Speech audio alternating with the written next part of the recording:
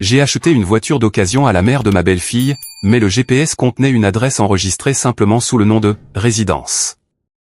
J'ai pensé qu'elle avait tout simplement oublié de la supprimer. Curieuse, je m'y suis rendu en voiture. La route menait à un point de vue en montagne. Un vieil homme m'y attendait. Il m'a regardé dans les yeux et m'a dit quelque chose qui allait changer ma vie à jamais. Mais avant d'en arriver à ce moment, je dois vous dire qui j'étais, car la femme qui a gravi cette montagne en voiture n'était pas la même que celle qui en est redescendue. Je m'appelle Elena. J'ai 63 ans. Et depuis 5 ans, je n'étais que l'ombre de moi-même. Je ne sais pas exactement quand j'ai cessé de vivre. C'était peut-être le jour où j'ai enterré mon mari. Ou peut-être après, quand j'ai réalisé que la maison restait silencieuse même lorsque je hurlais intérieurement. En réalité, peu importe quand cela a commencé. Ce qui importe, c'est que j'en étais arrivé à un point où me réveiller et m'endormir me semblaient exactement identiques. Vide, automatique, dénué de sens. Mes journées se ressemblaient toutes. Je me réveillais à 6 heures du matin sans réveil, car mon corps avait oublié comment dormir paisiblement. Je préparais du café juste pour moi. Je buvais ma tasse sur la même chaise, en regardant le même mur. Puis venait le petit déjeuner. Après cela, la télévision. Des émissions dont je me moquais, des voix de personnes que je ne connaissais pas remplissant ce silence que j'avais peur d'affronter. L'après-midi, j'allais parfois au supermarché. J'achetais les mêmes choses. Je saluais les mêmes personnes. Je rentrais à la maison. Et ainsi, jour après jour, la vie me glissait entre les doigts comme du sable. Mes enfants m'appelaient le dimanche. Ils demandaient toujours la même chose, « Comment vas-tu, maman ?» Et je donnais toujours la même réponse, « Ça va, mon cœur. Je tiens le coup. » Mais en réalité, je n'allais nulle part. J'étais bloqué, figé dans le temps, comme si ma vie s'était arrêtée le jour de son départ et que je ne m'en étais tout simplement pas encore rendu compte. Parfois, je me regardais dans le miroir et je ne reconnaissais pas la femme qui me fixait en retour. Ses yeux étaient fatigués. Sa bouche avait oublié comment sourire vraiment. Cette femme, c'était moi, mais en même temps, ce ne l'était pas. C'était ce qu'il restait de moi après tant de temps passé à simplement exister. Je n'avais pas d'amis proches. Enfin, j'avais des connaissances, des gens avec qui j'échangeais des salutations dans la rue ou à l'église, mais personne qui me connaissait vraiment. Personne que je pouvais appeler à 3 heures du matin pour lui dire que je me sentais perdu. J'avais arrêté de cultiver des amitiés il y a des années. D'abord parce que m'occuper de mon mari malade me prenait tout mon temps. Ensuite parce que je n'en avais tout simplement pas l'énergie, et plus tard parce que je m'étais habitué à la solitude. J'en étais devenu une experte. À tel point qu'elle commençait à me sembler plus confortable que la compagnie d'autrui. Ma belle-fille, Marilyn, était l'une des rares personnes qui essayait encore de garder le contact. Elle venait me rendre visite toutes les 2 semaines, toujours sous un prétexte, je passais par là et j'ai pensé à t'apporter ces biscuits, ou, j'étais dans le coin et je voulais voir comment tu allais. Je savais qu'elle ne passait pas par hasard. Je savais qu'elle venait parce qu'elle s'inquiétait pour moi. Et même si je ne le lui ai jamais dit, je la remerciais en silence. Marilyn avait cette capacité rare d'être présente sans être envahissante, de s'inquiéter sans juger. C'était une fille bien meilleure que ce que mon fils méritait. Pour être honnête, c'est Marilyn qui m'a parlé de la voiture. Un après-midi d'avril, elle est venue chez moi avec cet air que l'on prend quand on a quelque chose d'important à dire mais qu'on ne sait pas par où commencer. Nous nous sommes assises dans le salon. Et après quelques minutes de banalité, elle a annoncé la nouvelle. Sa mère, Elisabeth, était décédée 3 semaines plus tôt. Un cancer. Rapide et impitoyable, comme ces choses-là le sont généralement. Je l'avais à peine connue. Nous nous étions rencontrés quelques fois lors de réunions de famille, avions échangé des mots courtois, mais sans plus. C'était une femme discrète et élégante, qui avait toujours dans les yeux une profonde tristesse dont j'ignorais la cause.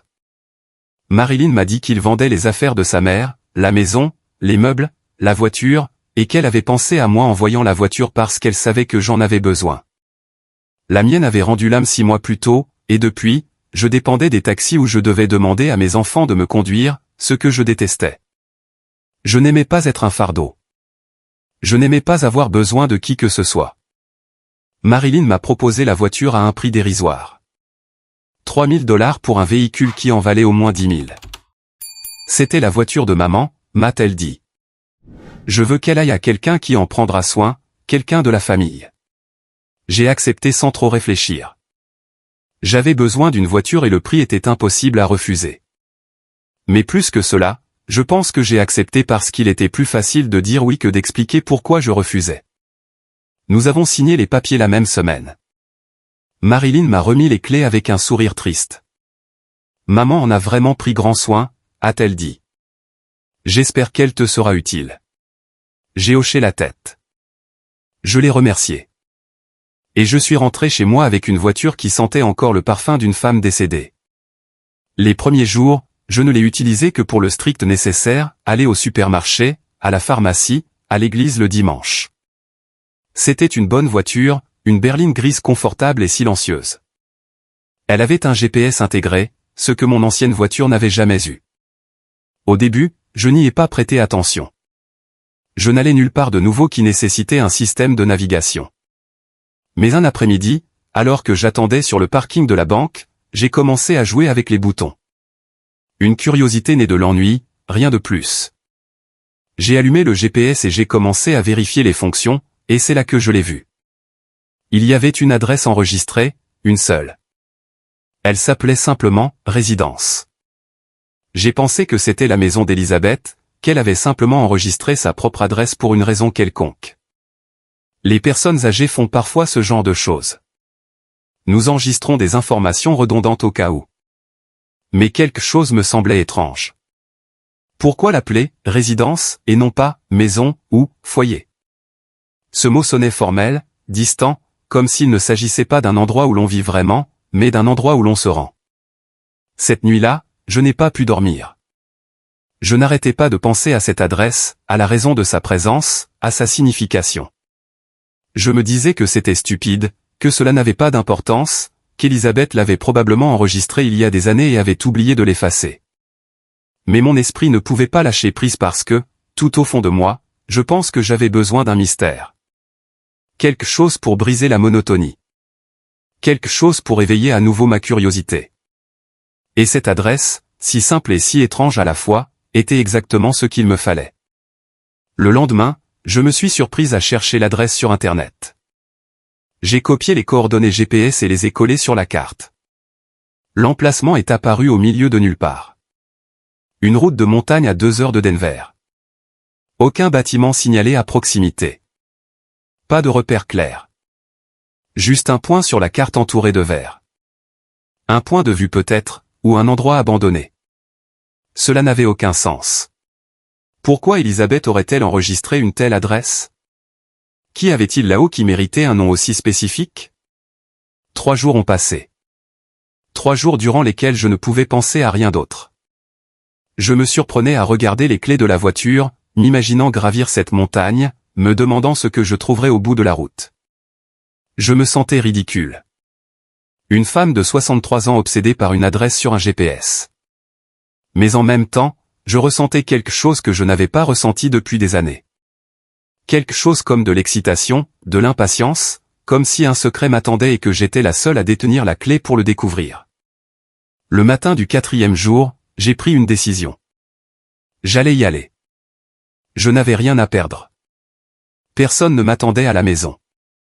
Je n'avais aucun projet, aucune raison de rester. Et peut-être, juste peut-être, que cet endroit recelait des réponses. Ou peut-être qu'il ne contenait rien. Mais d'une manière ou d'une autre, je devais savoir. Je devais suivre cette curiosité jusqu'au bout, car si je ne le faisais pas, je savais que je le regretterais. Et j'avais déjà bien assez de regrets dans ma vie pour ne pas en ajouter un de plus à la liste que je portais en silence. Je suis parti tôt ce matin-là, avant de changer d'avis. Avant que la raison ne puisse me convaincre que c'était de la folie. Je me suis habillé avec des vêtements confortables, j'ai rempli une bouteille d'eau, j'ai pris les clés et j'ai quitté la maison sans me retourner. Le GPS était déjà allumé. L'adresse de la résidence clignotait sur l'écran comme une invitation ou un avertissement. Je n'en étais pas sûr. Les premières rues m'étaient familières. Je passais devant des endroits que je connaissais. La boulangerie où j'achetais des bagels le samedi. Le parc où je me promenais avec mon mari. L'école où mes enfants avaient étudié il y a des décennies. Mais à mesure que je m'éloignais du centre-ville, tout commençait à paraître étrange. Les maisons s'espaçaient. Les bâtiments disparaissaient. Les arbres se multipliaient. Soudain, je me suis retrouvé sur une autoroute que je n'avais jamais vue auparavant. Le GPS me guidait de sa voie robotique et calme, continuez sur 3 miles. Tournez à droite. Restez sur cette route. J'obéissais sans réfléchir. Mes mains sur le volant, mes yeux fixés sur la route, mon esprit suspendu entre la peur et la curiosité. Je ne savais pas ce que je m'attendais à trouver. Une partie de moi pensait que j'arriverais devant une maison vide ou un endroit abandonné sans histoire. Mais une autre partie, celle qui m'avait tenu éveillé pendant 3 nuits, savait qu'il y avait quelque chose de plus. La route a commencé à monter. Des virages serrés, des arbres si hauts qu'ils bloquaient le soleil. L'air est devenu plus frais, plus pur. Je sentais l'odeur du pain et de la terre humide. Cela faisait des années que je n'avais pas quitté la ville ainsi, des années que je ne m'étais pas aventuré au-delà de mon petit cercle de sécurité. Et maintenant, j'étais ici, à gravir une montagne pour une adresse qu'une femme décédée avait enregistrée dans son GPS. Si quelqu'un m'avait dit une semaine plus tôt que je ferais cela, j'aurais ri ou pensé que je perdais la tête. 1 heure est passée, puis une autre.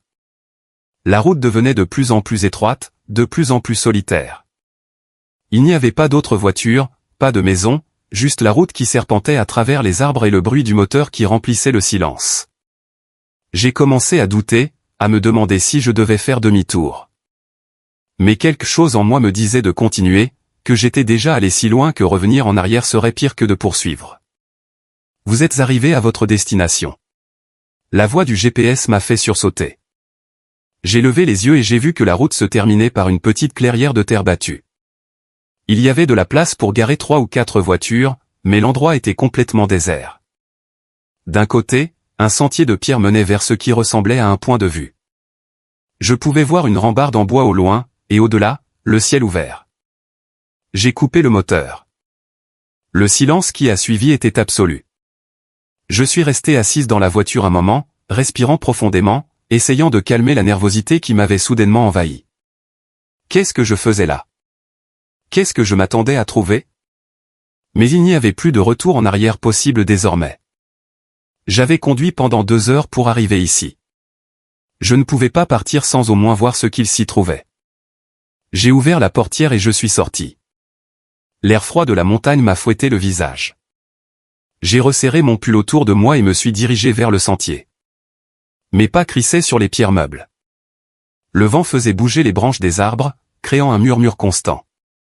En approchant du belvédère, le paysage s'est ouvert devant moi. Des montagnes s'étendant à perte de vue. Des vallées profondes couvertes de verdure. Un ciel si vaste qu'il me faisait me sentir petite et insignifiante. Mais ce n'est pas le paysage qui m'a coupé le souffle. C'était l'homme debout près de la rambarde.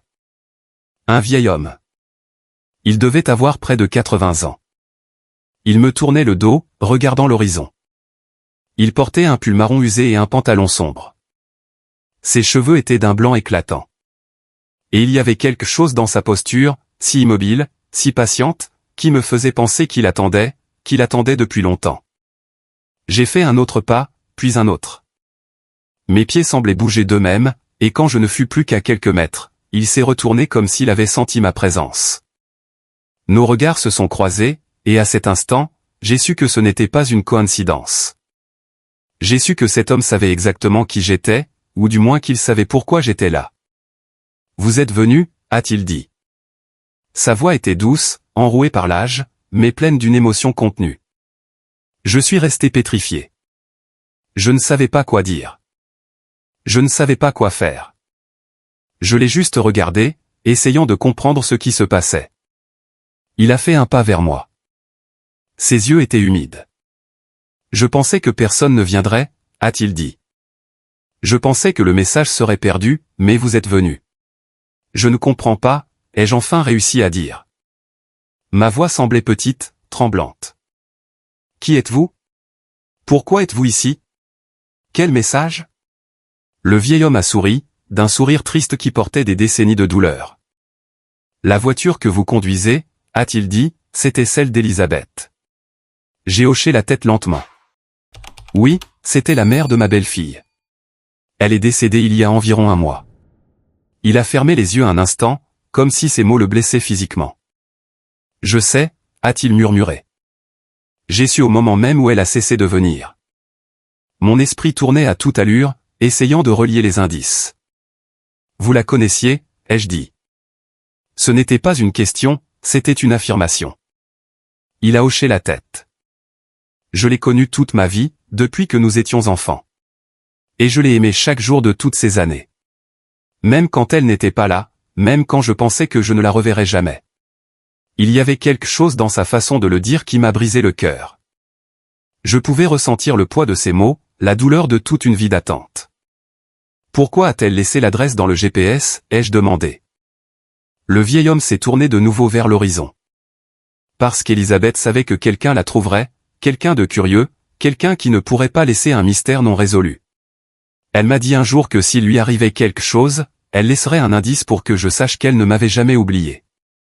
Pour que quelqu'un vienne me dire qu'elle avait pensé à moi jusqu'à la fin. J'ai senti une gorge nouée. Je ne le connaissais pas.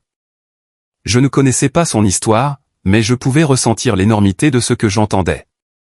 Cet homme avait attendu ici, espérant un signe, attendant que quelqu'un suive la piste qu'Elisabeth avait laissée. Et j'avais été cette personne. J'avais suivi ma curiosité jusqu'à cet endroit. Et maintenant, je me tenais devant un amour qui avait survécu à des décennies de séparation. Quel est votre nom, ai-je demandé doucement. Il m'a regardé de ses yeux fatigués mais pleins de vie. Robert, a-t-il dit. Je m'appelle Robert, et vous devez être quelqu'un de spécial pour avoir suivi ce chemin. Peu de gens l'auraient fait.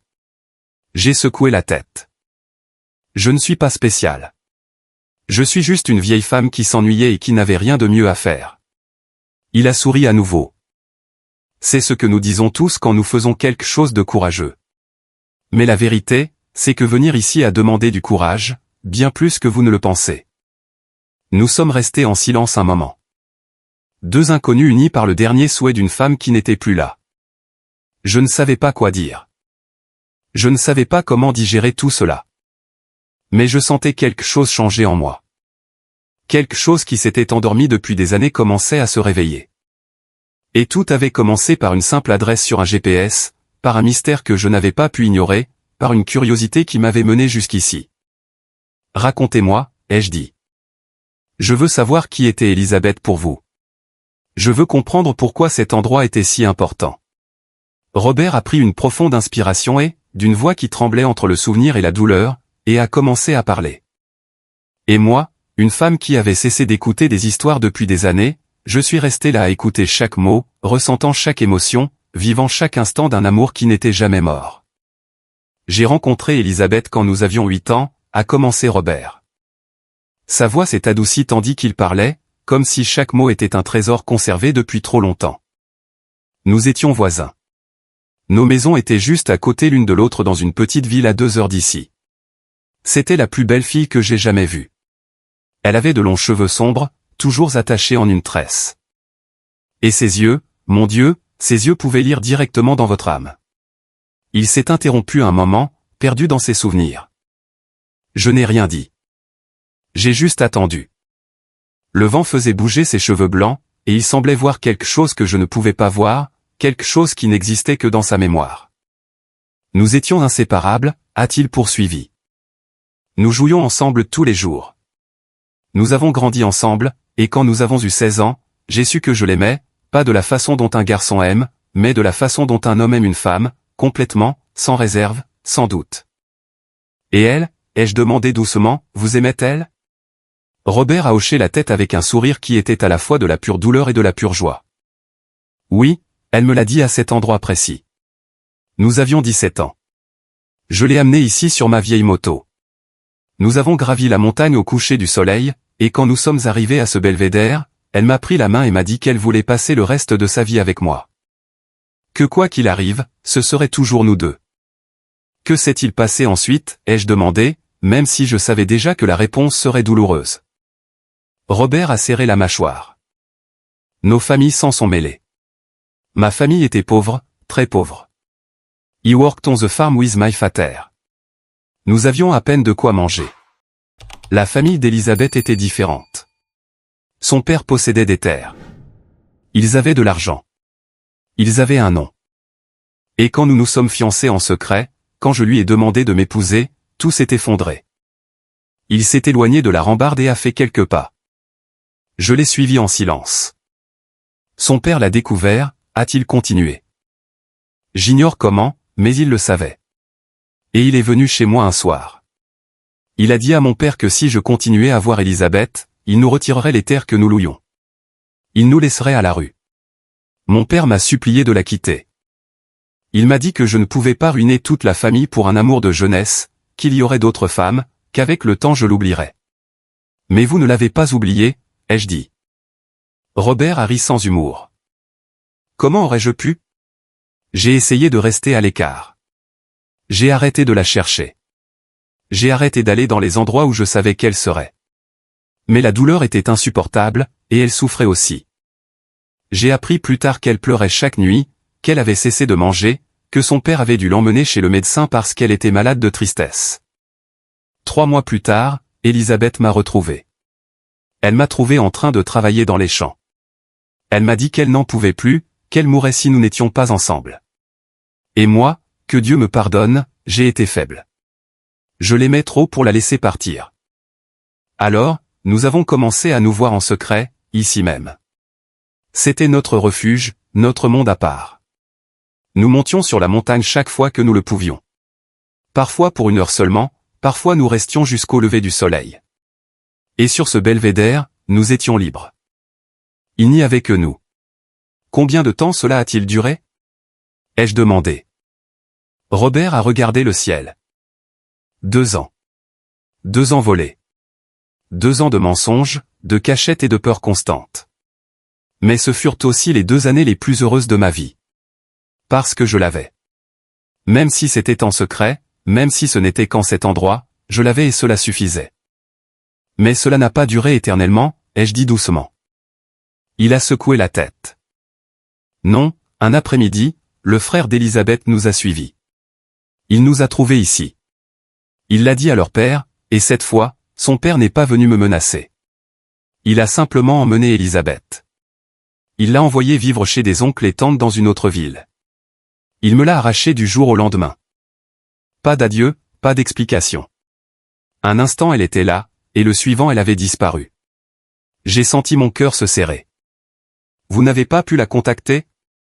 Robert a essuyé ses yeux du revers de la main. J'ai essayé. J'ai écrit des lettres. Elles sont toutes revenues sans avoir été ouvertes. Je suis allé dans la ville où elle se trouvait. Son oncle m'a chassé avec un fusil de chasse. Ils m'ont dit que si jamais je m'approchais d'elle à nouveau, ils me jetteraient en prison. Qu'ils inventeraient quelque chose s'il le fallait, que je devais l'oublier et continuer ma vie. Mais vous avez continué à venir ici, ai-je dit en regardant le belvédère désert. Robert a hoché la tête. Chaque semaine pendant 40 ans. Je venais ici chaque dimanche. Au début, je venais parce qu'espérais qu'elle reviendrait, parce que je pensais qu'elle trouverait un moyen de me revenir. Mais les mois ont passé, puis les années, et elle n'est jamais revenue. J'ai appris qu'elle s'était mariée, qu'elle avait eu des enfants, qu'elle avait construit sa vie sans moi. Vous ne vous êtes pas marié? Ai-je demandé, même si j'en connaissais déjà la réponse. Il a lentement secoué la tête. Je ne pouvais pas. J'ai essayé de fréquenter d'autres femmes. Ma famille me mettait la pression. Mes amis me disaient que j'étais un imbécile. Que je gâchais ma vie à attendre quelqu'un qui ne reviendrait jamais.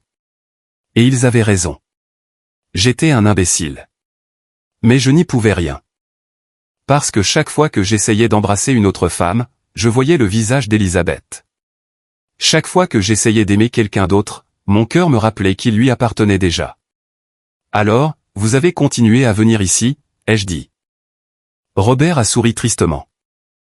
Oui. L'espoir s'est transformé en rituel. Je ne venais plus en m'attendant à la voir. Je venais parce que c'était le seul endroit où je pouvais encore me sentir proche d'elle. Où les souvenirs étaient si forts que je pouvais presque l'entendre rire. Je pouvais presque sentir sa main dans la mienne. Cet endroit est devenu mon église, ma confession, mon refuge. Nous sommes restés silencieux. Je ne savais pas quoi dire devant tant de douleur, devant une vie entière dédiée à un amour impossible. Robert est retourné vers la rambarde et a regardé la vallée. Il y a 6 mois, a-t-il dit, quelque chose d'extraordinaire s'est produit. J'étais ici un dimanche matin, comme d'habitude, et j'ai entendu une voiture monter la route. Je n'y ai pas prêté attention. Parfois, des randonneurs montent, mais quand la voiture s'est garée et que la portière s'est ouverte, je l'ai vue. C'était Elisabeth. Après 40 ans, elle se tenait là, à me regarder, et je ne pouvais plus bouger. Je ne pouvais plus respirer. Elle est revenue, elle chuchotait. Robert a hoché la tête, des larmes coulant sur ses joues. Elle a marché vers moi. Elle n'était plus la jeune fille de 17 ans que j'avais aimée. C'était une femme mûre avec des cheveux gris, des rides, mais ses yeux. Ses yeux étaient toujours les mêmes. Et quand elle m'a parlé, c'était comme si pas un seul jour ne s'était écoulé. Robert, m'a-t-elle dit, pardonne-moi d'avoir été si longue. Pardonne-moi de ne pas avoir été plus courageuse. Je l'ai serrée dans mes bras. Je l'ai serrée comme j'en avais rêvé pendant 40 ans. Et nous avons pleuré. Nous avons tous les deux pleuré comme des enfants. Tous les mots non dits, toutes les vies que nous n'avions pas vécues ensemble, tout ce temps perdu, tout est ressorti dans cette étreinte. Elle m'a dit qu'elle n'avait jamais cessé de m'aimer, qu'elle pensait à moi chaque jour de sa vie, que son mariage avait été arrangé, qu'elle avait été une bonne épouse et une bonne mère, mais que son cœur n'avait jamais appartenu à son mari. Il avait toujours été mien. Pourquoi est-elle revenue après si longtemps? Ai-je demandé. Robert a pris une grande inspiration. Parce qu'elle était malade, un cancer.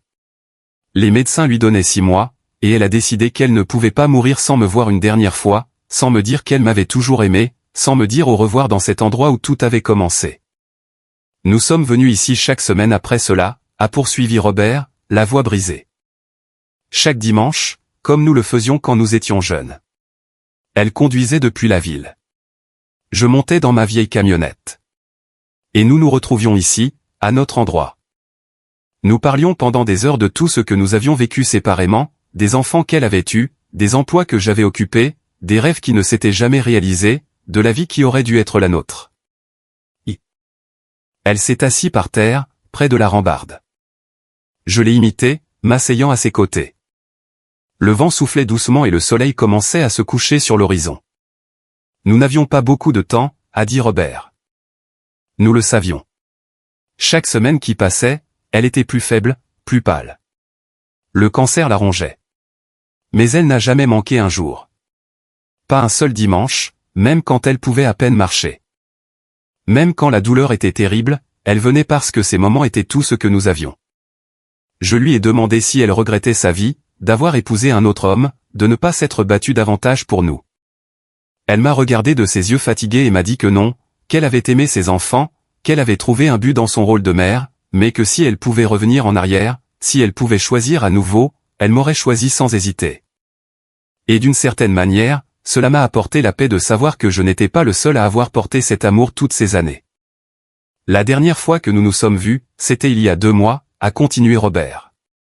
Elle était très malade. Elle pouvait à peine respirer. Je lui ai dit de ne plus venir, de rester chez elle, de se reposer. Mais elle a insisté. Elle m'a dit qu'elle avait besoin de me voir une dernière fois, qu'elle avait besoin de me dire au revoir ici, à l'endroit où tout avait commencé. Alors, elle est venue. Sa fille Marilyn l'a amenée en voiture. Elle l'a aidée à sortir et nous a laissés seuls pendant 1 heure. Marilyn savait? Ai-je demandé, surprise. Robert a hoché la tête. Elisabeth lui avait tout dit. Elle lui avait raconté notre histoire. Elle lui avait dit que j'avais été l'amour de sa vie. Marilyn a pleuré quand elle l'a appris. Elle a pleuré pour sa mère, pour moi, pour tout ce temps que nous avions perdu. Mais elle a compris, et elle a été assez généreuse pour nous accorder ce dernier moment ensemble. Nous nous sommes assis ici, a dit Robert, désignant l'endroit exact où nous nous trouvions. Quand le soleil s'est complètement couché, elle a relevé la tête. Elle m'a regardé dans les yeux et m'a dit quelque chose que je n'oublierai jamais, Robert, je m'en vais, mais je veux que tu saches que ces derniers mois ont été le plus beau cadeau de ma vie. Tu m'as donné plus d'amour en 6 mois que je n'en ai reçu en 40 ans. Et même si nous n'avons pas pu avoir la vie dont nous rêvions, nous avons eu ceci. Nous avons eu cet endroit. Nous avons eu ces moments. Et cela suffit. Je lui ai dit que je l'aimais, que je l'aimerais jusqu'à mon dernier souffle, que lorsque je mourrais, mon âme viendrait la chercher et que nous serions enfin ensemble, sans que personne ne puisse nous séparer. Elle a souri, de ce sourire triste qu'elle avait toujours. Et elle m'a embrassé, un baiser long, profond, un baiser qui avait à la fois le goût de l'adieu et de la promesse. Puis elle m'a dit quelque chose d'étrange. Elle m'a dit qu'elle avait laissé un indice, un signe, que quelqu'un finirait par venir, quelqu'un qui trouverait l'adresse enregistrée sur son GPS, et que cette personne m'apporterait un message. Je n'ai pas compris sur le coup. Je n'y ai pas prêté attention. Je pensais simplement que c'était la douleur qui parlait, que les médicaments la troublaient. Mais j'ai joué le jeu. Je lui ai dit que j'attendrais, que je serais là chaque dimanche comme toujours. En attendant, Marilyn est revenue la chercher. Elle l'a aidée à marcher jusqu'à la voiture. Elisabeth s'est retournée une dernière fois, m'a regardé et a levé la main pour me dire au revoir. J'ai levé la mienne aussi, et c'est ainsi que nous nous sommes dit adieu, sans cri, sans drame. Juste deux personnes qui s'étaient aimées toute leur vie et qui se laissaient enfin partir. Elle est morte 3 semaines plus tard. Robert a essuyé ses larmes. Je ne suis pas allé à l'enterrement. Je n'étais pas invité et je n'y serais pas allé de toute façon. Même si j'avais été invité, je ne voulais pas la voir dans un cercueil. Je ne voulais pas que ce soit mon dernier souvenir d'elle. Je préférais me souvenir d'elle ici, vivante, souriante, la tête sur mon épaule, à regarder le coucher de soleil. Mais j'ai continué à venir tous les dimanches parce que je lui avais promis d'être là, et parce que d'une certaine manière, j'avais l'impression qu'elle me rendait encore visite. Que son esprit était dans cet endroit, dans le vent, dans les arbres, dans le silence. Et puis aujourd'hui, quand j'ai vu cette voiture grise monter la route, cette voiture que je connaissais si bien, j'ai su que c'était le signe. J'ai su que vous étiez la personne dont Elisabeth avait parlé. Il m'a regardé droit dans les yeux. Et vous êtes venu. Je ne sais pas qui vous êtes. Je ne sais pas pourquoi vous avez décidé de suivre cette adresse. Mais vous êtes venu.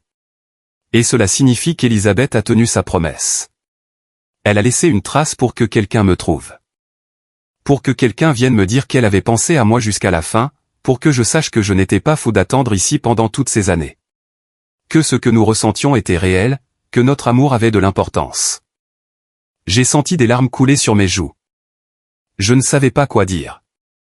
L'histoire de Robert et Elisabeth était bouleversante. Elle était belle et tragique à la fois. Et j'avais été la messagère sans le savoir. J'avais suivi ma curiosité jusqu'à cet endroit et j'avais trouvé un amour qui avait survécu à des décennies de séparation. Un amour que ni la distance, ni le temps, ni la mort ne pouvaient détruire. Elle vous aimait, ai-je fini par dire, d'une voix qui était à peine un murmure. Elle vous a aimé jusqu'à la fin, et elle voulait que vous le sachiez. Robert a hoché la tête. Il a fermé les yeux. Et pour la première fois depuis que je l'avais rencontré, j'ai vu de la paix sur son visage. Merci, a-t-il dit. Merci d'être venu. Merci d'avoir écouté. Merci de m'avoir permis de raconter cette histoire. Je l'ai portée seule pendant si longtemps que parfois je pensais que j'allais de devenir fou. Nous sommes restés assis là alors que la nuit commençait à tomber. Deux inconnus qui n'étaient plus des inconnus. Unis par le dernier souhait d'une femme qui avait aimé de tout son être. J'ai pensé à ma propre vie, à ma propre solitude, à ces 5 années que j'avais gâchées à simplement exister. Et j'ai réalisé qu'Elisabeth n'avait pas seulement laissé un message pour Robert, elle en avait aussi laissé un pour moi. Elle m'avait montré que le véritable amour existe, qu'il vaut la peine de prendre des risques, qu'il vaut la peine d'être ressenti. Qu'une vie sans amour n'est pas vraiment une vie et qu'il n'est jamais trop tard.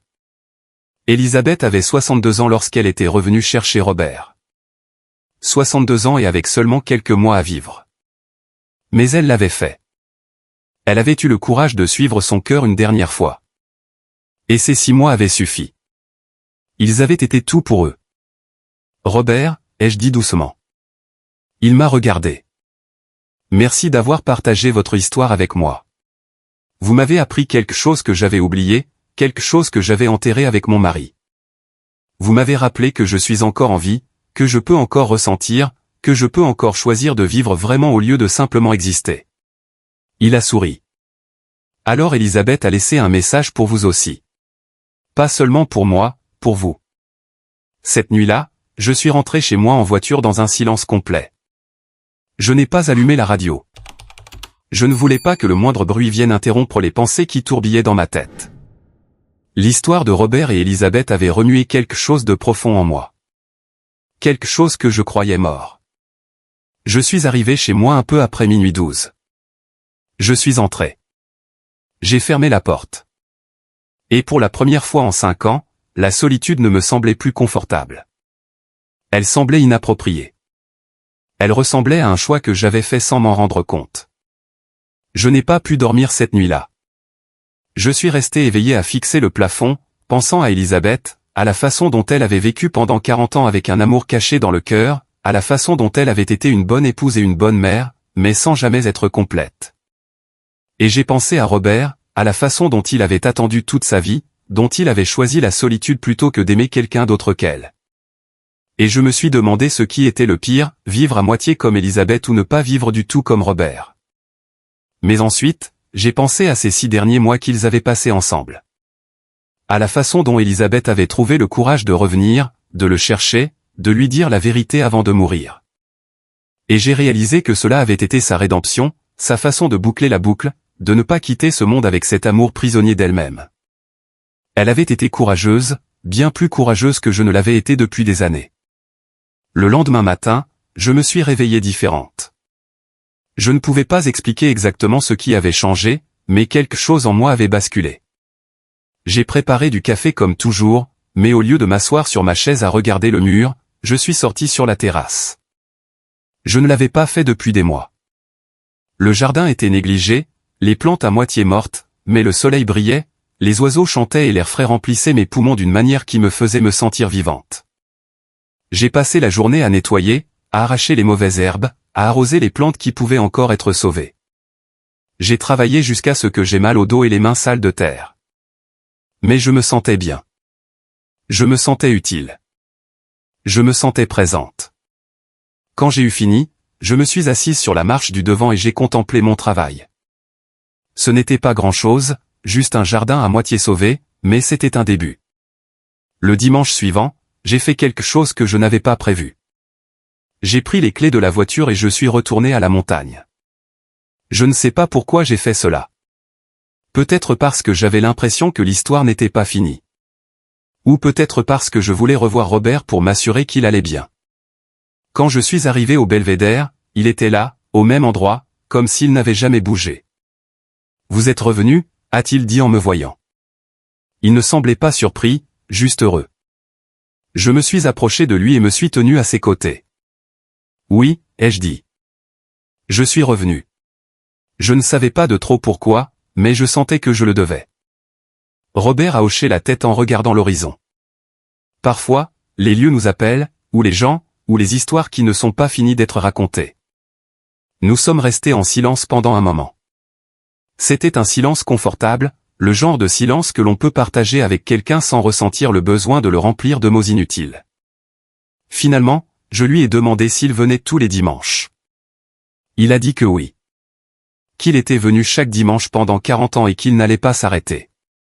C'est mon endroit maintenant, a-t-il dit. Mon sanctuaire, le seul morceau de terre où je me sens en paix. Est-ce que je peux venir avec vous, ai-je demandé. Les mots sont sortis avant même que j'aie pu y réfléchir. J'ignorais d'où ils venaient, mais dès l'instant où je les ai prononcés, j'ai su qu'ils étaient justes. Robert m'a regardé avec surprise. « Vous aimeriez faire cela ?» a-t-il demandé. J'ai hoché la tête. Je le pense.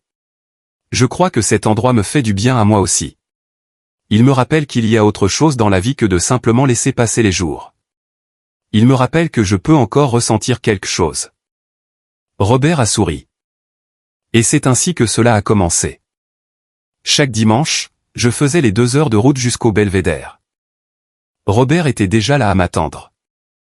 Au début, nous restions simplement assis en silence à regarder le paysage, à respirer l'air de la montagne.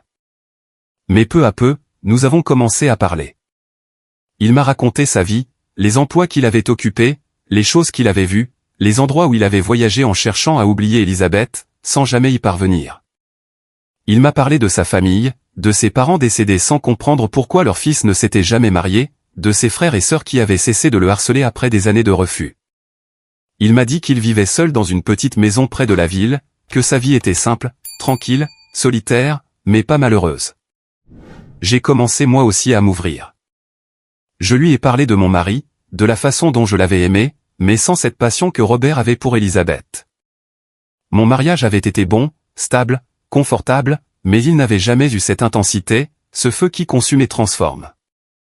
Je lui ai dit que parfois je m'en voulais de ne pas avoir aimé assez, d'avoir laissé mon mari mourir sans savoir que mon cœur avait toujours été un peu endormi. Robert m'a écouté sans me juger.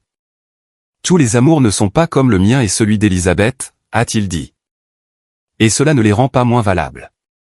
L'amour se présente sous de nombreuses formes. Et le fait que vous ayez été là pour votre mari, que vous ayez pris soin de lui, que vous lui ayez offert une vie paisible, c'est aussi de l'amour. Tout le monde n'a pas besoin de la tempête. Parfois, le calme suffit. Ces mots m'ont apporté une paix dont j'ignorais avoir besoin. J'avais porté cette culpabilité pendant des années, ce sentiment de n'avoir pas été assez, de n'avoir pas assez ressenti. Mais Robert avait raison. J'avais aimé à ma manière, et c'était très bien ainsi. Mon amour n'avait pas besoin de ressembler à celui d'Elisabeth pour exister. J'avais été moi-même, et cela suffisait. Les semaines ont passé. Les dimanches sont devenus le moment de la semaine que j'attendais avec le plus d'impatience. Ce n'était plus un jour comme les autres. C'était le jour où je me sentais revivre. Le jour où j'avais un projet à attendre, quelque chose qui me faisait sortir de chez moi et me rappeler qu'il y avait un monde dehors, un monde magnifique, un monde qui valait la peine d'être vécu. J'ai commencé à remarquer des changements en moi, d'abord minimes. Je m'habillais mieux, pas seulement le dimanche, mais tous les jours. Je portais des vêtements que j'aimais au lieu de prendre la première chose venue. Je me coiffais avec soin. Je me maquillais un peu. Non pas par vanité, mais parce que je recommençais à me soucier de mon apparence. Je recommençais à faire attention à moi. J'ai aussi commencé à sortir davantage. J'allais au marché des producteurs le samedi au lieu de faire toutes mes courses lors d'une seule sortie ennuyeuse au supermarché. Je me promenais dans le parc. Je m'asseyais sur les bancs et regardais les gens passer. J'ai accepté l'invitation d'une voisine à prendre le café, ce que j'avais refusé des dizaines de fois auparavant. Et j'ai découvert que parler à quelqu'un n'était pas si terrible. Rire, partager des histoires. C'était agréable. C'était nécessaire. Mes enfants ont remarqué le changement. Mon fils m'a appelé un mardi soir, « Maman, tu as l'air différente, plus heureuse. » Je lui ai dit que ça allait bien, que j'avais commencé à sortir davantage, que j'avais rencontré un ami. Je ne lui ai pas dit qui était Robert. Je ne lui ai pas raconté l'histoire. Pas encore. C'était quelque chose d'intime, quelque chose juste pour moi, que je n'étais pas prête à partager. Mais je lui ai dit que je me sentais mieux, que je recommençais enfin à vivre. Et c'était vrai. Après 5 ans passés à simplement exister, je vivais enfin. Et tout avait commencé par une adresse sur un GPS, par un mystère que je n'avais pas pu ignorer. Par une histoire d'amour qui m'avait appris qu'il n'est jamais trop tard pour ressentir. Qu'il n'est jamais trop tard pour préférer la vie à la survie. Qu'il n'est jamais trop tard pour ouvrir à nouveau son cœur. 3 mois s'étaient écoulés depuis ce premier dimanche au Belvédère. 3 mois de conversations de plus en plus profondes. 3 mois de silence partagé qui en disaient plus que 1000 mots. 3 mois au cours desquels Robert et moi étions devenus un peu plus que 2 inconnus unis par l'histoire de quelqu'un d'autre. Nous étions devenus des amis, des confidents, des compagnons au milieu de 2 solitudes qui avaient duré trop longtemps. Un dimanche, je suis arrivé au Belvédère et Robert n'était pas à sa place habituelle près de la rambarde. Je l'ai trouvé assis sur un rocher sur le côté du sentier. Il semblait fatigué, plus vieux que d'habitude. Je me suis approché, inquiète. « Est-ce que ça va ?» ai-je demandé. Il a levé les yeux et a souri, mais le sourire n'atteignait pas ses yeux.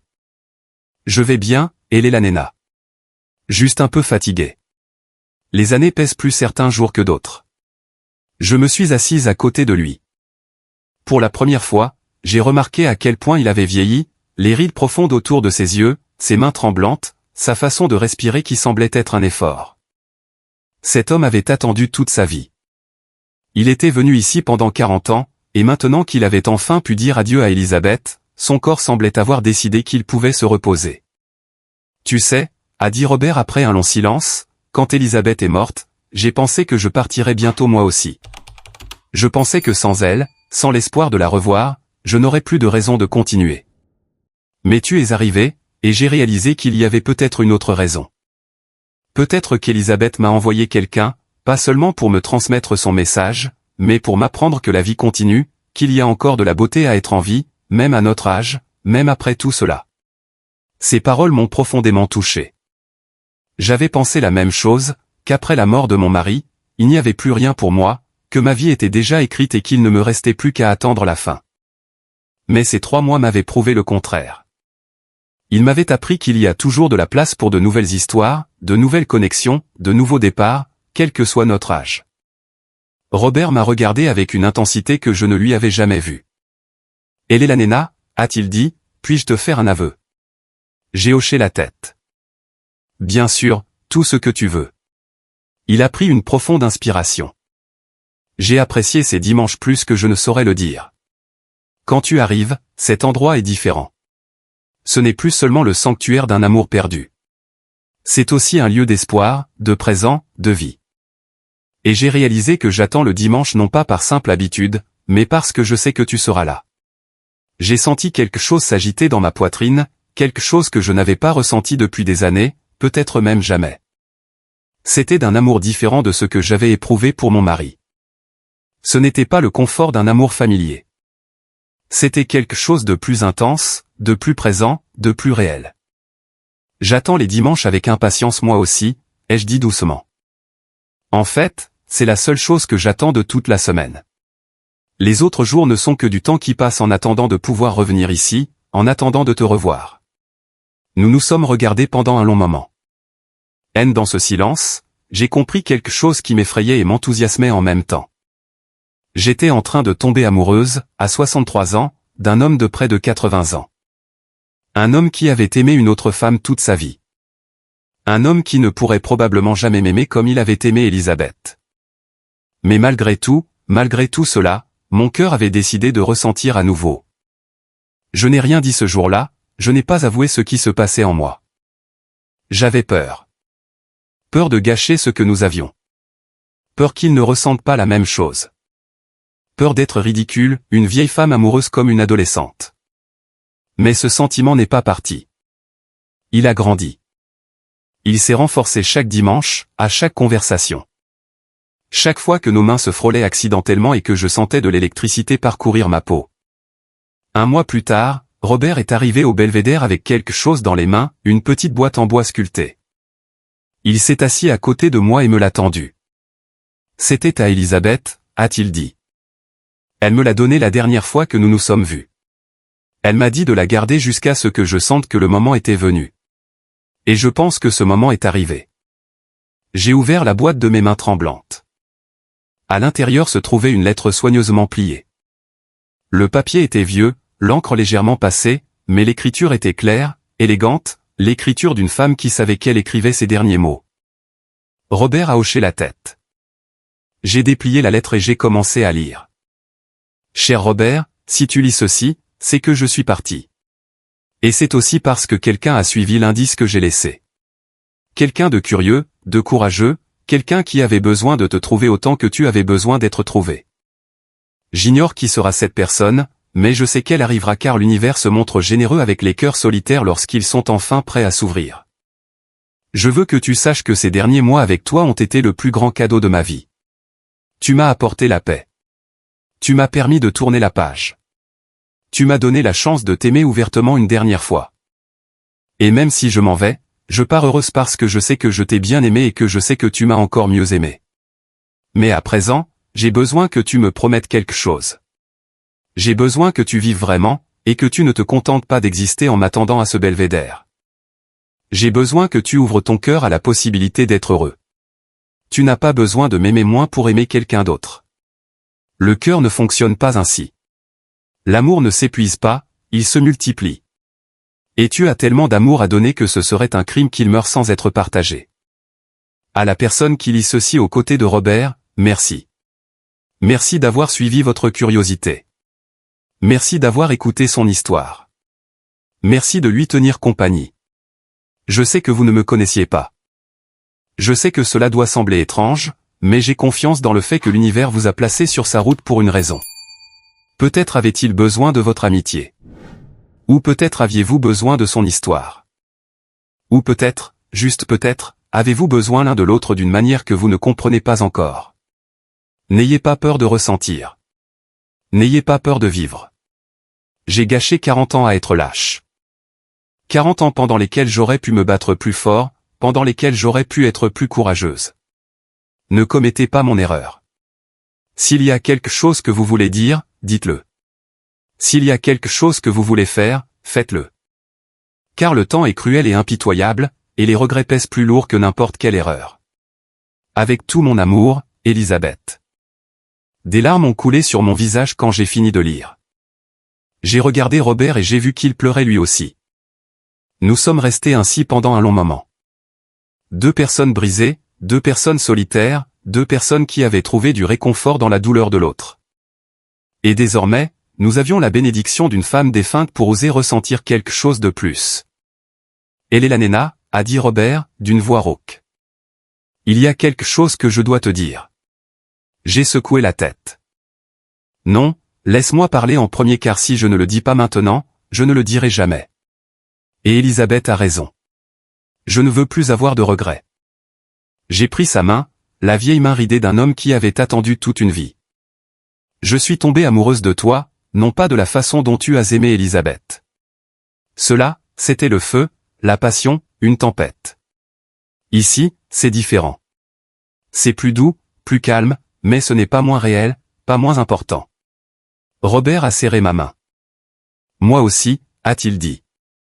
Je pensais que je ne pourrais plus aimer personne après elle. Je croyais que mon cœur avait été enterré avec Elisabeth.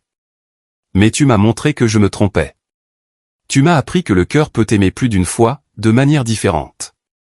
Et c'est bien ainsi. Ce n'est pas une trahison. C'est juste la vie. La vie qui suit son cours naturel. Nous nous sommes penchés l'un vers l'autre et là, à l'endroit même où Elisabeth et Robert s'étaient aimés 40 ans auparavant, nous nous sommes embrassés. Ce n'était pas un baiser désespéré. Ce n'était pas une passion débordante. C'était de la tendresse. C'était de la compréhension. C'étaient deux âmes fatiguées qui trouvaient refuge l'une dans l'autre. C'était parfait. Quand nous nous sommes séparés, nous sourions tous les deux, de sourires timides, comme des adolescents vivant leur premier amour. Parce que, d'une certaine manière, c'était exactement ce que nous étions. Deux personnes âgées vivant quelque chose de nouveau, quelque chose qu'elles n'avaient jamais connu ainsi, quelque chose qui valait chaque année d'attente, chaque année de solitude, chaque année de douleur. Qu'est-ce qu'on fait maintenant, ai-je demandé. Robert a regardé l'horizon. Cet horizon qu'il avait contemplé pendant 40 ans, attendant quelque chose qui était enfin arrivé. On vit, a-t-il dit simplement. On vit tout le temps qu'il nous reste, sans peur, sans culpabilité. On vit, tout simplement. Et c'est exactement ce que nous avons fait. Les mois suivants ont été comme un rêve dont je ne voulais pas me réveiller. Robert et moi continuions à nous voir tous les dimanches au Belvédère, mais à présent nous nous voyons aussi pendant la semaine. Il descendait en ville et nous passions les après-midi ensemble. Nous buvions du café sur ma terrasse. Nous nous promenions dans le parc. Nous allions au cinéma comme deux adolescents à leur premier rendez-vous. Et chaque instant nous semblait précieux. Chaque instant semblait voler autant que nous avions gaspillé à être seuls. La première fois que Robert est venu chez moi, il est resté dans l'entrée à tout regarder avec curiosité. C'est un endroit accueillant, a-t-il dit.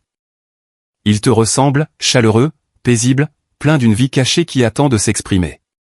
J'ai fait du café et nous nous sommes assis dans le salon. Nous avons parlé pendant des heures de tout et de rien, de nos vies passées, de nos peurs, de nos espoirs pour le temps qu'il nous restait. Je lui en ai dit plus sur mon mari, sur le fait qu'il avait été un homme bon mais distant, sur notre mariage qui avait été davantage une association qu'une romance. Nous prenions soin l'un de l'autre, lui ai-je dit. Nous avons élevé nos enfants. Nous avons construit une vie stable, mais il n'y a jamais eu cette étincelle, cette connexion profonde. Et pendant des années, j'ai pensé que c'était normal. Que c'était ça, le mariage. Mais maintenant, je me rends compte que je me contentais de peu. Robert m'a écouté sans jugement. Je ne pense pas que tu te contentais de peu, a-t-il dit. Je pense que tu faisais de ton mieux avec ce que tu avais. Tout le monde ne reçoit pas le même type d'amour, et tout le monde ne sait pas qu'autre chose existe avant de l'avoir vécu. Tu as été une bonne épouse, une bonne mère, cela compte. C'est important. Et maintenant, tu as une seconde chance. Peu de gens ont cette chance. Il avait raison. Peu de gens de notre âge ont droit à une seconde chance en amour. La plupart se résignent, s'installent dans la solitude ou dans des mariages sans vie. Mais nous avions trouvé quelque chose de différent, d'inattendu, et nous n'allions pas en perdre une seule seconde. J'ai commencé à le présenter à mes voisins, d'abord avec un peu d'embarras. J'ignorais comment expliquer qui il était. Mon petit ami sonnait ridicule à 63 ans. Mon ami semblait trop informel pour ce que nous ressentions. À la fin, je disais simplement « Voici Robert », et je les laissais en tirer leurs propres conclusions. La plupart souriaient d'un air entendu. Certains étaient surpris, mais personne ne jugeait, ou si c'était le cas, je m'en moquais bien. Un après-midi, Marilyn est venue nous voir sans prévenir. Elle a frappé à la porte alors que Robert et moi étions sur la terrasse. J'ai ouvert, et son visage a montré de la surprise en voyant un homme inconnu chez moi. « Marilyn, ai-je dit, il y a quelqu'un que je veux te présenter. » Nous sommes allés sur la terrasse. Robert s'est levé, et quand Marilyn l'a vu, son visage s'est décomposé. D'abord de la confusion, puis de la reconnaissance, puis des larmes.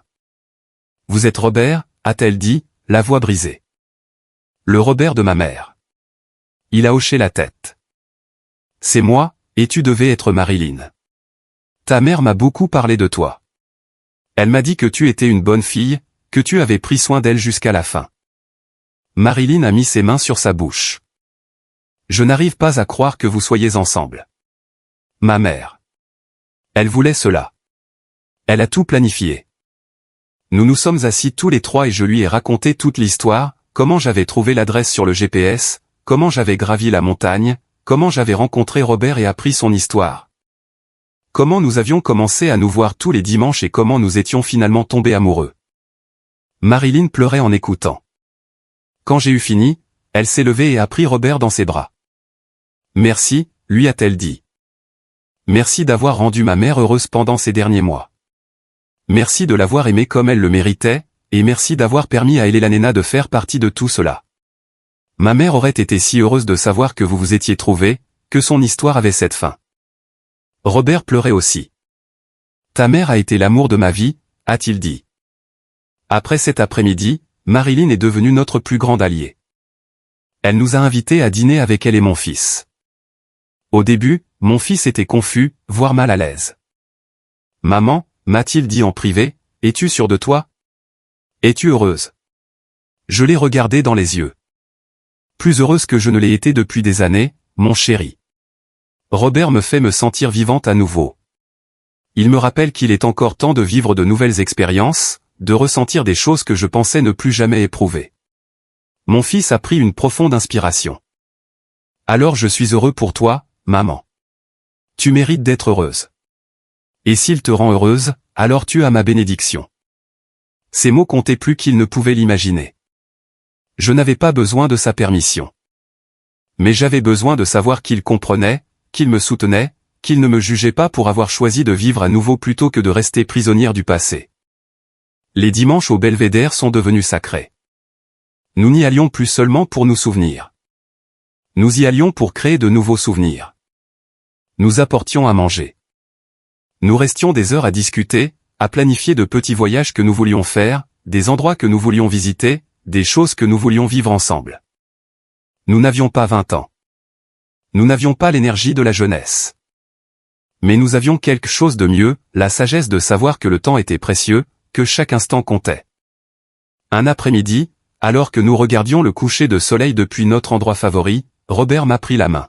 « Elena, a-t-il dit, j'ai réfléchi à quelque chose. Je veux que tu t'installes avec moi, ou alors je m'installerai chez toi. Je ne veux plus gaspiller les jours. Je veux me réveiller à tes côtés. Je veux prendre le café avec toi chaque matin. Je veux partager ma vie avec toi pour tout le temps qu'il nous reste. » Mon cœur s'est emballé. C'était une proposition terrifiante. Vivre ensemble à notre âge, avec nos habitudes bien ancrées, nos manies. Mais c'était aussi passionnant. C'était la promesse de ne plus être seul, d'avoir une présence constante, de construire quelque chose ensemble pour le temps qu'il nous restait. Oui, ai-je dit sans trop réfléchir. Oui, je le veux. Je veux me réveiller à tes côtés. Je veux partager ma vie avec toi. Nous avons décidé qu'il s'installerait chez moi. C'était plus grand, plus confortable, et c'était dans la ville où j'avais toutes mes affaires, mes médecins, mes repères. Robert n'y voyait aucun inconvénient. Il avait vécu seul pendant des décennies. N'importe quel endroit serait parfait tant que j'y étais. Nous avons commencé à faire des projets, imaginant ce que serait notre vie commune. Et chaque projet me remplissait d'une excitation que je n'avais pas ressentie depuis des années. Mes enfants ont réagi différemment. Mon fils aîné était heureux pour moi. Ma fille cadette était sceptique. Maman, m'a-t-elle dit au téléphone, tu le connais à peine. Et s'il s'avérait différent une fois que vous vivrez ensemble? Et si ça ne marchait pas? Je lui ai dit que c'était un risque que j'étais prête à prendre, que j'avais passé 5 ans sans rien risquer, s'installant dans une zone de confort qui tenait plutôt de la prison, et que je préférais essayer et échouer plutôt que de continuer à me demander ce qui se serait passé. Le déménagement fut simple. Robert n'avait pas grand-chose, quelques cartons de vêtements, des livres, de vieilles photographies, et une boîte spéciale qui contenait toutes les lettres qu'Elisabeth lui avait écrites quand ils étaient jeunes, celles que sa famille avait renvoyées sans les ouvrir. Mais qu'il avait conservées pendant des années. Il m'a demandé si cela me dérangeait qu'il les apporte, si cela me mettait mal à l'aise qu'il garde ses souvenirs. Cela ne me dérange pas, lui ai-je dit honnêtement. Elisabeth a été une partie importante de ta vie. Je ne vais pas te demander d'effacer cela. Je ne suis pas en compétition avec sa mémoire. Je lui suis reconnaissante, car son amour pour toi et ton amour pour elle m'ont mené ici. Ils m'ont appris que le véritable amour existe et m'ont donné la chance d'en faire moi-même l'expérience. Robert m'a serré fort dans ses bras. J'ignore ce que j'ai fait pour te mériter, a-t-il dit. Mais merci. Merci de comprendre. Merci de ne pas avoir peur d'un passé que je ne peux pas changer. La première nuit où Robert a dormi chez moi fut à la fois étrange et merveilleuse. Nous avons dîné ensemble. Nous avons regardé la télévision. Et quand est venu le moment de se coucher, il y a eu un instant de gêne. Nous n'avions pas parlé de dormir ensemble, de partager le même lit. Nous étions plus âgés. Nos corps n'étaient plus ce qu'ils étaient. Nos attentes étaient différentes. Mais quand nous avons éteint les lumières et que nous nous sommes allongés, il m'a simplement pris la main. Et c'est ainsi que nous nous sommes endormis, en nous tenant la main comme deux enfants qui ont peur du noir. Et c'était parfait, car nous n'avions pas besoin de plus. Nous avions seulement besoin de savoir que nous n'étions pas seuls, que quelqu'un était là, quelqu'un qui nous comprenait, quelqu'un qui nous acceptait avec toutes nos blessures et nos cicatrices. Je me suis réveillé au milieu de la nuit et je l'ai regardé dormir. Sa respiration calme, son visage détendu. Et j'ai ressenti une gratitude si profonde qu'elle en était presque douloureuse. De la gratitude pour avoir suivi cette adresse sur le GPS. De la gratitude pour avoir été assez curieuse, assez courageuse. De la gratitude pour Elisabeth et son dernier cadeau. Et de la gratitude pour cet homme qui dormait à mes côtés, cet homme qui m'avait appris qu'il n'est jamais trop tard pour recommencer à vivre.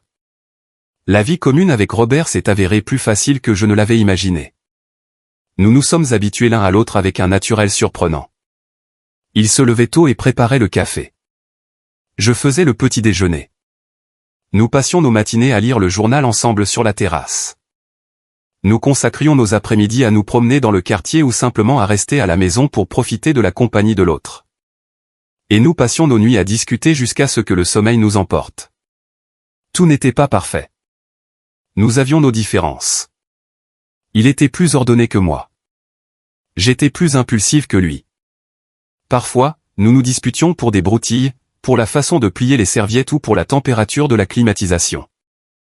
Mais même ces disputes avaient quelque chose de beau, car elles signifiaient que nous étions bien vivants. Nous construisions une vie ensemble, nous apprenions à faire des compromis, à négocier, à trouver un terrain d'entente. Un matin, 2 mois après son emménagement, Robert s'est réveillé en toussant. Au début, je n'y ai pas prêté attention. Ce n'était qu'une toux, probablement un rhume. Mais les jours ont passé et la toux ne s'analysait pas. Elle a empiré. Il se fatiguait facilement. Il a perdu l'appétit. Et une nuit, alors que nous dormions, je l'ai entendu lutter pour respirer. Cela m'a terrifié.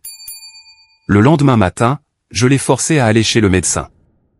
Les examens ont pris 2 semaines d'incertitude, de peur silencieuse, de nuits blanches à imaginer le pire. Robert essayait de rester calme, d'agir comme si de rien n'était. Mais Jacques voyait la peur dans ses yeux. Je voyais comment il regardait les choses avec plus d'attention, comme s'il les mémorisait, se préparant à dire au revoir. Quand les résultats sont enfin arrivés, le médecin nous a annoncé la nouvelle avec un tact qui ne faisait que rendre la douleur plus vive. Un cancer du poumon à un stade avancé. Il s'était probablement développé pendant des années sans aucun symptôme. Un traitement pouvait lui faire gagner quelques mois, peut-être un an, mais il était agressif et, à son âge, son corps risquait de ne pas supporter la chimiothérapie. Il devait choisir, la qualité de vie ou la quantité de temps. Nous avons quitté le cabinet en silence. Nous sommes montés dans la voiture et nous sommes restés assis là sans rien dire. Finalement, Robert a pris la parole. « Je ne vais pas faire de traitement », a-t-il dit. « Je ne vais pas passer mes derniers mois à me sentir encore plus mal que je ne le suis déjà. Je veux vivre, vivre vraiment, pour tout le temps qu'il me reste. Je veux profiter de chaque jour avec toi sans être malade et affaibli par les médicaments. » Je voulais contester. Je voulais le convaincre de se battre, d'essayer tout ce qui pourrait lui donner plus de temps. Mais quand j'ai regardé dans ses yeux, j'ai compris. Il avait attendu toute une vie. Il avait souffert de 40 ans de solitude. Et maintenant qu'il avait enfin trouvé la paix, il n'allait pas gâcher ses derniers mois dans des hôpitaux et des traitements douloureux. Il allait vivre, et j'allais être à ses côtés. « C'est d'accord », ai-je dit en lui prenant la main. « Nous ferons comme tu le souhaites. Nous vivrons chaque jour comme un cadeau, car c'en est un. Et le moment venu, je serai avec toi. Tu ne seras pas seul. Je te le promets. » Robert a serré ma main, des larmes dans les yeux. « Merci, Elena. Merci de comprendre. Merci de ne pas me forcer à mener une bataille que je ne veux pas mener. Merci de être simplement là. Les mois qui ont suivi ont été les plus intenses de ma vie. Sachant que le temps était compté, chaque instant devenait précieux. Nous avons fait toutes les choses que nous avions prévues. Nous sommes allés à la plage, ce qu'aucun de nous deux n'avait fait depuis des années. Nous nous sommes assis sur le sable, regardant l'océan pendant des heures, sentant le soleil sur notre peau, écoutant les vagues, vivant pleinement. Nous avons visité des villes voisines qu'aucun de nous ne connaissait. Nous avons mangé dans de nouveaux restaurants. Nous avons goûté des plats que nous n'avions jamais essayés. Nous avons acheté des glaces et les avons mangées en nous promenant dans le parc comme des enfants. Nous sommes allés au théâtre, au musée, à des concerts. Nous avons fait tout ce que le corps de Robert lui permettait. Et quand il était trop fatigué pour sortir, nous restions à la maison à regarder des films, à lire, tout simplement à être ensemble. Chaque dimanche, nous montions toujours au Belvédère. Même quand Robert pouvait à peine marcher, même quand il devait s'arrêter tous les 3 pas pour reprendre son souffle, il insistait pour y aller. « Cet endroit est sacré », me disait-il. « C'est ici que j'ai aimé Elisabeth. C'est ici que je t'ai rencontré. C'est ici que ma vie a pris tout son sens.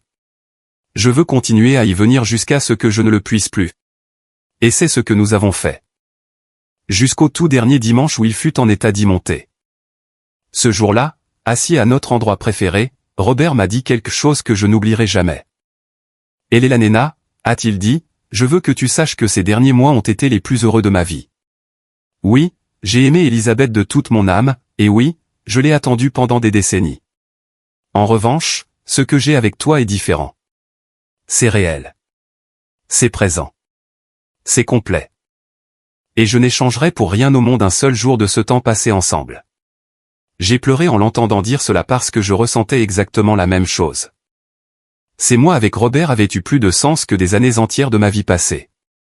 Il m'avait appris à vivre vraiment, à ressentir profondément, à ne pas avoir peur de l'amour simplement parce qu'il s'accompagne d'une possibilité de perte. L'amour vient toujours avec cette possibilité. Mais cela en vaut la peine. Cela en vaut toujours la peine. Il est arrivé un moment où Robert n'a plus pu sortir du lit. Son corps finissait par abandonner. J'ai embauché une infirmière pour venir la journée. Mais les nuits m'appartenaient. Je m'allongeais à côté de lui. Je lui tenais la main. Je lui parlais de nos souvenirs, des choses que nous avions vécues ensemble. Je lui lisais ses livres préférés. Je mettais de la musique douce. Et il souriait. Même dans la souffrance, il souriait. Une nuit, Marilyn est venue nous rendre visite. Elle avait amené mon fils avec elle. Ils se sont assis autour du lit de Robert, et il leur a raconté des histoires de sa jeunesse, d'Elisabeth, de la façon dont il avait rencontré la mère de ma belle-fille décédée, de la façon dont elle avait été l'amour de sa vie, mais que j'avais été sa rédemption. Mon fils a pleuré. Il ignorait que des hommes de près de 80 ans pouvaient aimer ainsi, avec une telle intensité, avec une telle pureté.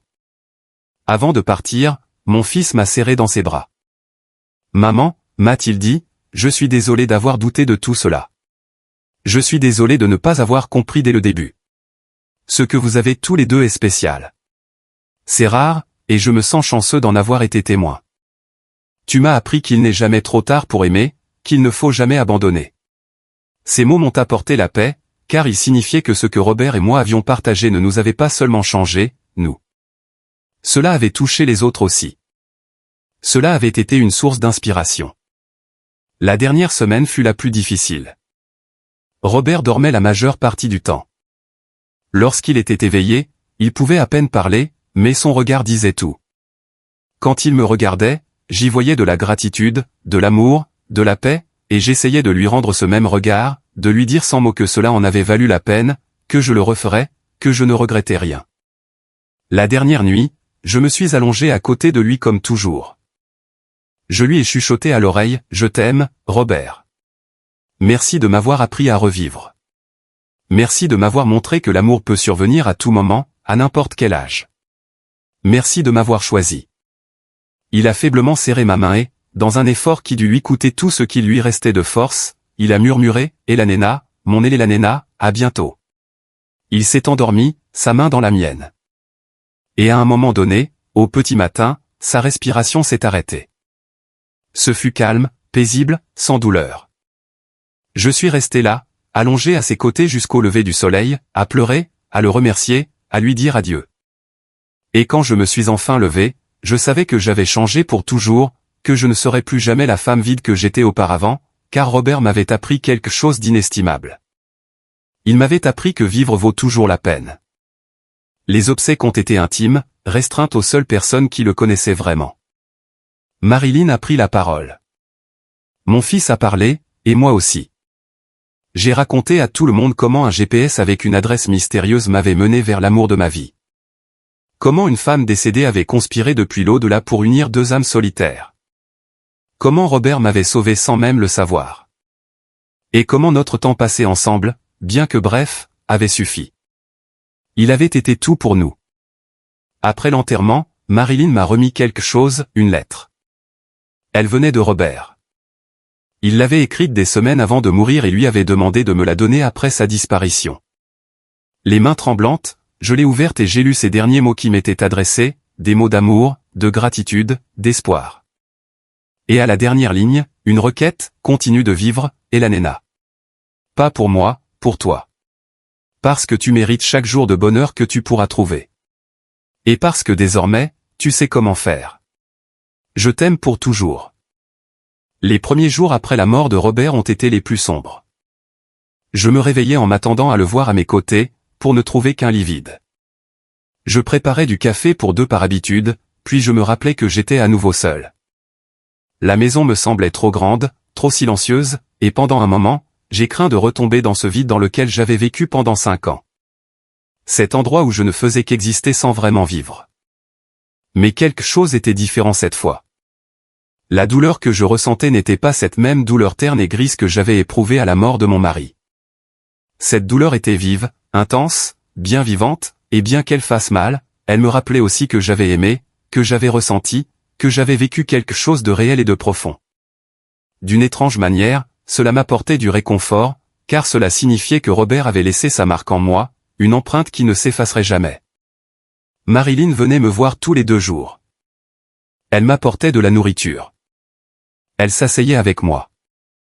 Elle me laissait pleurer sans chercher à me consoler avec des mots creux. Elle était simplement là. Et sa présence suffisait.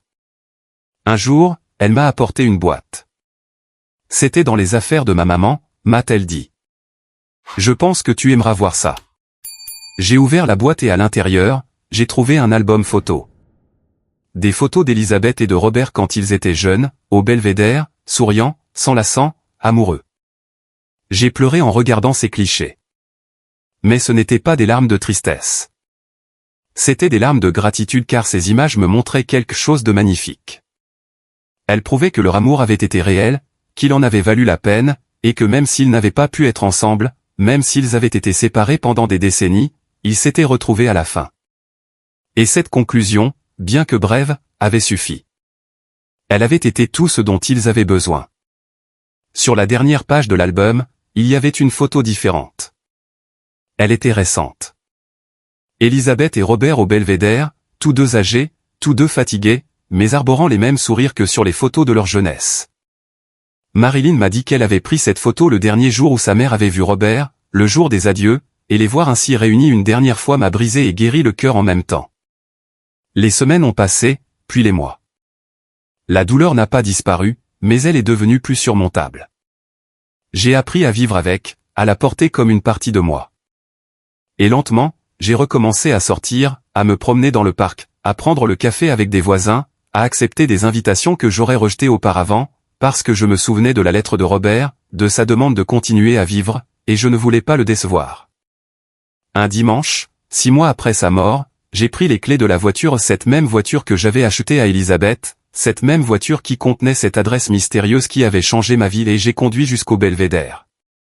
Je n'y étais pas retourné depuis la mort de Robert. J'avais peur que ce soit trop douloureux.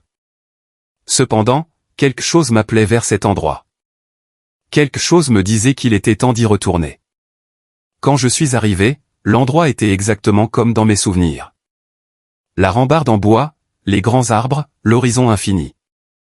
Je me suis avancé jusqu'à l'endroit où Robert se tenait habituellement, là où il avait attendu pendant 40 ans, là où il m'avait raconté son histoire, là où nous étions tombés amoureux.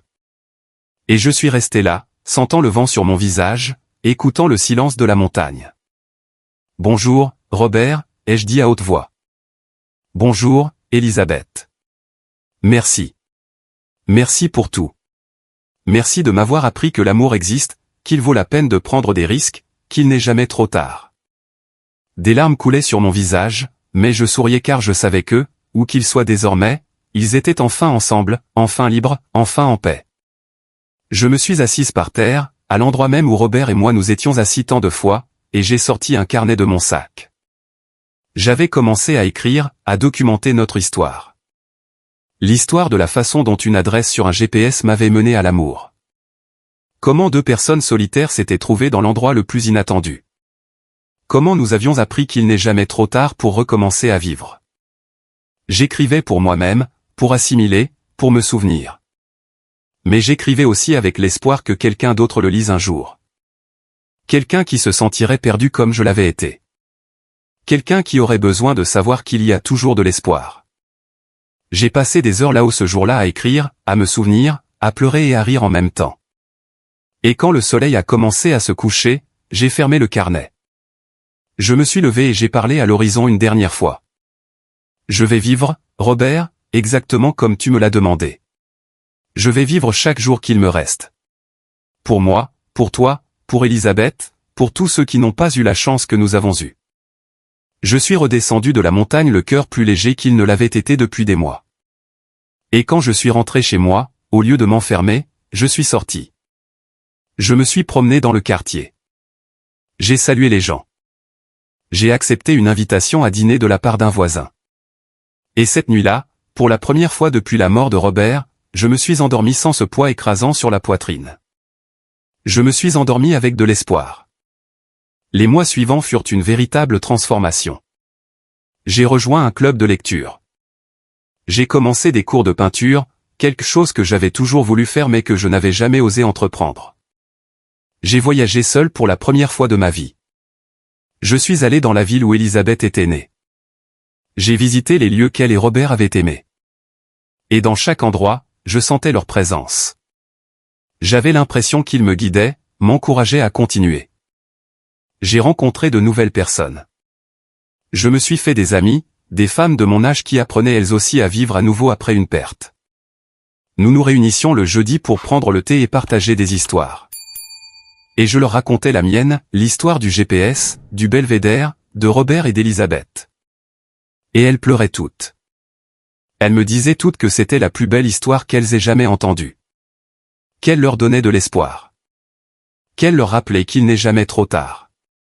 1 an après la mort de Robert, je suis retourné au Belvédère. Cette fois, je n'y suis pas allé seul. J'ai emmené Marilyn. J'ai emmené mes enfants. J'ai emmené mes amis du club de lecture, et là, devant cet horizon infini, j'ai lu toute l'histoire à haute voix. Tout ce que j'avais écrit, tout ce que j'avais vécu. Et quand j'ai eu fini, tout le monde pleurait, mais c'était de bonnes larmes. Des larmes d'espoir, d'inspiration, de gratitude. Marilyn m'a serré fort dans ses bras. Merci, Elena, m'a-t-elle dit. Merci d'avoir aimé Robert. Merci d'avoir honoré la mémoire de ma mère. Merci d'avoir prouvé que l'amour n'a pas d'âge. Qu'il n'est jamais trop tard pour recommencer. Mon fils m'a serré dans ses bras lui aussi. Je suis fier de toi, maman, m'a-t-il dit. Tu m'as plus appris au cours de ces 2 dernières années que durant toute ma vie.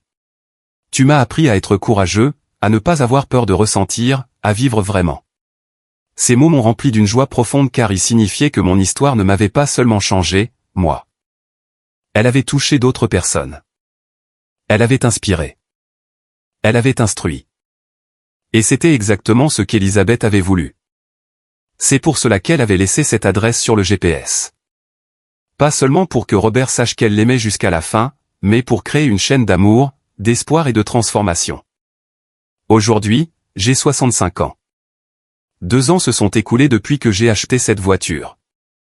2 ans depuis que j'ai suivi ma curiosité jusqu'à cette montagne. 2 ans depuis que j'ai rencontré Robert. Et même s'il est parti, son impact sur ma vie reste immense. Il m'a changé. Il m'a sauvé. Il m'a appris à vivre. Je ne suis plus cette femme vide qui ne faisait qu'exister. Maintenant, je suis quelqu'un qui vit pleinement, qui ressent profondément, qui n'a pas peur de prendre des risques, qui sait que l'amour peut arriver à tout moment, à tout âge, sous n'importe quelle forme, et que cela en vaut toujours, toujours la peine. Je monte toujours au Belvédère tous les dimanches. C'est mon rituel, ma façon d'honorer Robert et Elisabeth, ma façon de me rappeler que je dois continuer à vivre. Et chaque fois que je suis là-haut à contempler cet horizon infini, j'ai l'impression qu'ils sont avec moi, me guidant, me protégeant, me rappelant que la vie est un cadeau, que chaque jour compte, qu'il n'est jamais trop tard. Et si je pouvais donner un conseil à quiconque lit ceci, à quiconque se sent perdu, vide, résigné, je vous dirais ceci, suivez votre curiosité. Osez explorer. Osez ressentir, car vous ne savez jamais où une simple adresse enregistrée sur un GPS peut vous mener. Vous ne savez jamais quelle histoire vous attend au bout de la route. Vous ne savez jamais quand la vie va vous donner une seconde chance. Et quand cette occasion se présente, saisissez-la. N'ayez pas peur. N'hésitez pas. Ne vous contentez pas de simplement exister, vivez. Vivez complètement. Vivez sans regret car, au bout du compte, la seule chose qui importe est l'amour que vous avez donné et celui que vous avez reçu. Les expériences que vous avez vécues, les personnes que vous avez touchées et les moments où vous avez osé pleinement ressentir. C'était mon histoire. L'histoire de la façon dont une adresse mystérieuse m'a mené vers l'amour, m'a mené vers moi-même, m'a mené vers la vie que j'aurais dû mener depuis le début. Et j'espère que mon histoire vous incitera à chercher la vôtre, à suivre votre propre chemin, à oser vivre vraiment. Parce que nous méritons tous cette chance. Nous méritons tous l'amour. Nous méritons tous de nous sentir vivants. Quel que soit l'âge, quel que soit le passé, quoi qu'il en soit, il n'est jamais trop tard. Souvenez-vous de cela. Il n'est jamais trop tard.